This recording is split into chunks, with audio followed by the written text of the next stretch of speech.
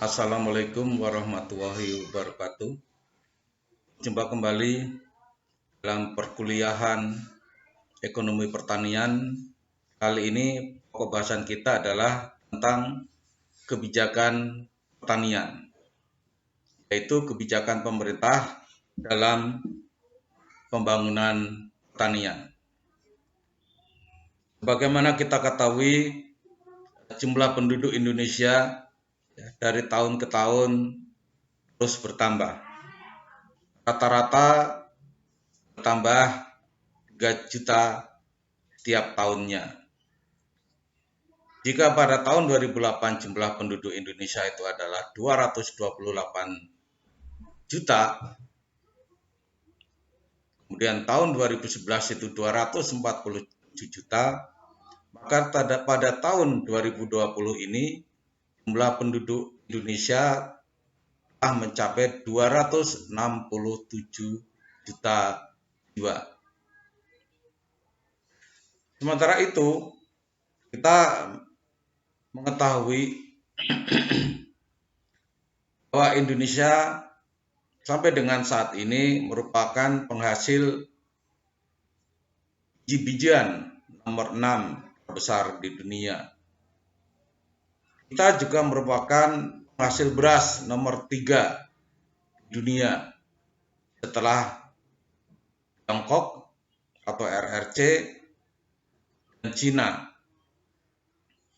Kita juga merupakan penghasil kopi nomor 4. Kita penghasil kakao nomor 2 di dunia setelah Pantai Gading dan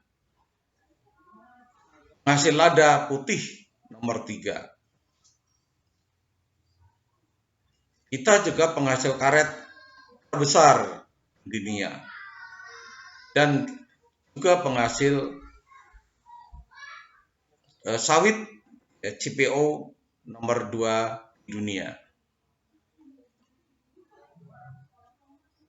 Pada saat yang sama, pada tahun 2010 dan tahun-tahun berikutnya, seringkali kita masih dihadapkan dengan permasalahan kekurangan suplai. Kita masih sering mengimpor beras, mengimpor gula, mengimpor kedelai, juga gandum. Belum lagi komoditas jagung, ternak sapi, susu, telur, dan sebagainya. Karena berbagai permasalahan pertanian tadi, maka pemerintah menempuh kebijakan pertanian, yaitu campur tangan negara di dalam sektor pertanian dengan tujuan untuk memajukan pertanian. Kemudian mengusahakan agar pertanian menjadi lebih produktif, meningkatkan produksi dan efisiensi produksi, juga meningkatkan pendapatan petani dan meningkatkan kesejahteraan petani serta masyarakat.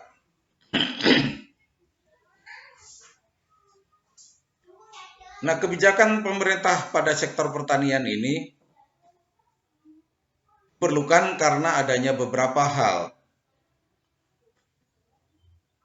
Antara lain adalah untuk stabilisasi harga input dan output. Ini diperlukan.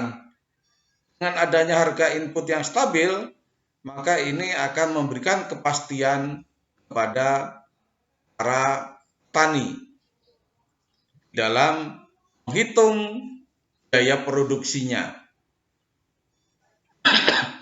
Sedangkan stabilisasi output selain diperlukan oleh petani juga diperlukan oleh masyarakat sebagai konsumen produk pertanian tadi. Namun berbagai permasalahan karena adanya kegagalan pasar. Kegagalan pasar tadi timbul karena adanya faktor eksternalitas. Sehingga perlu adanya intervensi pemerintah, antara lain dalam hal pajakan, dalam hal subsidi, kemudian dalam pengawasan regulasi, dan seterusnya. Nah, kebijakan pemerintah Indonesia di bidang pertanian ini terdapat beberapa hal. Yang pertama adalah kebijakan harga. Kemudian ada kebijakan perdagangan, kebijakan subsidi, kebijakan struktural, kebijakan pengaturan, kebijakan fasilitas, dan kebijakan intervensi. Yang pertama adalah kebijakan harga. Tujuan kebijakan harga ini adalah untuk mengurangi ketidakstabilan harga dan pendapatan. Jadi, ketidakstabilan harga komoditas dengan berkurangnya ketidakstabilan terhadap harga, maka diharapkan pendapatan dari petani juga akan pasti. Yang kedua adalah memberikan manfaat kepada konsumen karena terjaminnya penawaran dan mencukupi kebutuhan bahan baku industri. Yang ketiga adalah diharapkan dapat meningkatkan swasembada pangan sehingga mengurangi ketergantungan impor, menghemat devisa, dan memperbaiki neraca pembayaran, serta tentunya juga akan menjaga stabilitas politik. Contoh kebijakan harga adalah kebijakan pada komoditas beras. Pada komoditas beras kita mengenal ada kebijakan harga minimum.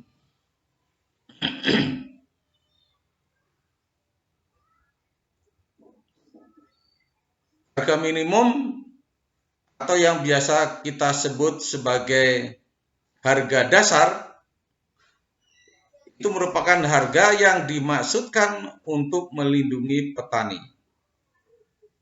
Di sini pemerintah menetapkan harga minimum pembelian beras. Artinya apabila harga di pasaran itu lebih rendah dibandingkan dengan harga minimum yang ditetapkan oleh pemerintah, maka pemerintah wajib membeli kelebihan gabah maupun beras dari petani tadi sesuai dengan harga minimum yang ditetapkan oleh pemerintah. Ini biasa kita sebut sebagai floor price. Harga minimum ini terutama ditetapkan pada saat sedang terjadi panen raya. Karena pada saat terjadi panen raya, karena produksi melimpah, sehingga penawaran juga melimpah, penawaran banyak. Karena penawaran banyak, maka harga bisa turun, bisa rendah. Karena itu ditetapkan adanya harga dasar pembelian beras dan gabah. Apabila harga di pasaran lebih rendah daripada yang ditentukan oleh pemerintah, maka melalui mekanisme lembaga pemerintah, yaitu melalui Bulog, pemerintah membeli kelebihan pasokan beras tadi sesuai dengan harga minimum yang ditetapkan. Maksudnya supaya tidak merugikan petani. Karena kalau nanti petani memperoleh harga yang rendah, maka petani akan enggan untuk melakukan produksi di periode berikutnya. Kebijakan yang kedua dari kebijakan harga adalah kebijakan harga maksimum, selling price, yaitu harga komoditas beras yang sangat tinggi. Harga beras yang sangat tinggi ini umumnya terjadi manakala jauh dari panen atau sedang dalam masa paceklik. Nah, pada saat yang demikian, maka pemerintah menetapkan harga maksimum atau biasa disebut sebagai harga eceran tertinggi. Artinya apabila harga melebihi daripada harga maksimum tadi, maka pemerintah akan menggelontorkan beras pasaran, yaitu dengan membuka operasi pasar. Jadi pemerintah menjual harga beras di bawah dengan harga pasaran yang berlaku pada saat harga tinggi tadi. Maksudnya adalah agar harga kembali turun ke tingkat yang wajar. Dengan demikian, diharapkan tidak membebani kepada masyarakat konsumen. Selanjutnya adalah kebijakan perdagangan. Kebijakan perdagangan ini bertujuan untuk memperlancar atau bisa juga menghambat pemasaran komoditas dari suatu wilayah ke wilayah yang lain. Memperlancar misalnya saja harga di suatu wilayah itu mahal, sedangkan harga di wilayah yang lain itu ternyata sangat murah karena pasokan yang berlebih, maka diupayakan sedemikian rupa agar komoditas tadi ya, bisa dipindahkan ke daerah yang harganya rendah ke daerah yang harganya tinggi, sehingga bagi petani akan memperoleh keuntungan yang lebih, sedangkan bagi masyarakat yang wilayahnya mempunyai harga yang tinggi dapat meningkatkan daya beli karena harga komoditas menjadi lebih rendah. Nah, kebijakan perdagangan ini merupakan pengaturan sedemikian rupa terhadap komoditas tadi. Bisa berupa insentif impor ya, manakala harga di dalam negeri sangat tinggi, sedangkan pasokan ini berarti masih kurang di dalam negeri. Maka pemerintah memberikan insentif agar dapat diimpor komoditas tadi masuk ke Indonesia sehingga dapat menurunkan harga eceran dari komoditas tersebut di pasaran dalam negeri. Sebaliknya, apabila harga di dalam negeri suatu komoditas itu rendah, misalnya saja karena panen yang berlimpah, maka pemerintah dapat memberikan insentif ya, kepada para pengusaha, para pedagang yang mau mengekspor komoditas tadi. Maksudnya untuk mengurangi supply dari komoditas tersebut di dalam negeri dan untuk mendapatkan keuntungan yang lebih dari perdagangan di internasional. Nah, untuk impor misalnya dengan pemberlakuan tarif impor. Ini apabila misalnya harga di dalam negeri itu tinggi, ya, maka insentif impor. Tetapi apabila ternyata harga komoditas tadi di dalam negeri itu relatif rendah, maka insentifnya adalah insentif ekspor. Berikutnya adalah kebijakan subsidi. Ya, kebijakan subsidi ini kebijakan yang diberlakukan oleh pemerintah untuk merangsang petani ya, di dalam produksi. Misalnya saja pemberian subsidi pupuk. Kemudian untuk sektor agroindustri, misalnya saja pemberian subsidi terhadap bahan bakar minyak. Nah, dengan adanya pemberian subsidi ini, dimaksudkan untuk menurunkan biaya produksi dan dapat meningkatkan penawaran. Kebijakan yang lainnya adalah kebijakan struktural. Kebijakan struktural ini ditempuh dengan perbaikan sarana dan prasarana pertanian, misalnya saja perbaikan irigasi, gitu ya, perbaikan jalan-jalan menuju produksi, ya, kemudian pengenalan teknologi pertanian, misalnya penggunaan traktor, penggunaan sabit bergerigi, kemudian kebijakan penyuluhan pertanian ya, untuk meningkatkan pengetahuan dan keterampilan petani, kemudian pengusahaan alat-alat pertanian. Ini merupakan kebijakan struktural. Kebijakan yang berikutnya adalah kebijakan pengaturan. Nah, kebijakan pengaturan ini dengan menerbitkan berbagai peraturan dan regulasi. Nah, peraturan dan regulasi ini dimaksudkan antara lain adalah untuk menjaga ya, keberlangsungan industri di dalam negeri. Juga untuk mengatur persaingan agar tidak merugikan para pihak yang terlibat di dalam kegiatan, baik produksi maupun distribusi. Kebijakan yang berikutnya yaitu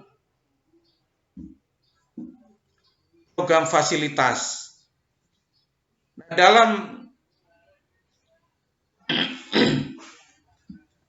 mendukung program pertanian, maka pemerintah menyalurkan berbagai fasilitas, antara lain membuka peluang investasi di sektor pertanian, juga pemberian skema kredit, baik kredit modal kerja permanen maupun kredit untuk keperluan operasional.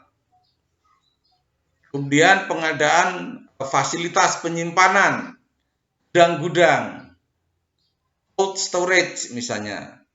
Kemudian layanan informasi, berita pasar, ini dilakukan di berbagai media massa, baik lewat radio maupun televisi. Juga dilakukan penelitian tata niaga untuk mengatur tata niaga agar menguntungkan kepada para pihak yang terlibat di dalam kegiatan tata niaga. Dan dilakukannya pendidikan dan penyuluhan tata niaga. Demikian pertemuan kita hari ini tentang kebijakan pertanian. Apabila Anda ingin mengetahui lebih lanjut tentang kebijakan pertanian, Anda dapat menelusuri melalui Google maupun berbagai pustaka yang ada.